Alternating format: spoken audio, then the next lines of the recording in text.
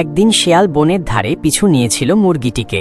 সে ভেবেছিল আজ নিশ্চয়ই খাইব, কিন্তু মুরগি খুব চালাক। সে বলল, ওহ শেয়াল ভাই, আমি তো সুস্বাদু ডিম বয়ে আনতে যাচ্ছি, তুমি চাইলে সাহায্য করবে। শেয়াল উৎসাহিত হয়ে মুরগির পেছনে চলল। হঠাৎ মুরগি এক ঝাঁকুনিতে একটি কূপের কাছে পৌঁছে গেল। মুরগি বলল, এই কূপে গিয়ে ডিমগুলো রাখো। শেয়াল কূপে ঝাঁপ দিল, পানি ছিটকে এভরিওয়্যার। মুরগি হেসে পালাল।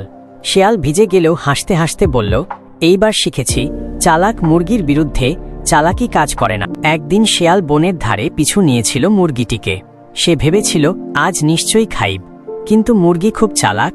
সে বলল, ওহ শেয়াল ভাই, আমি তো সুস্বাদু ডিম বয়ে আনতে যাচ্ছি, তুমি চাইলে সাহায্য করবে। শেয়াল উৎসাহিত হয়ে মুরগির পেছনে চলল।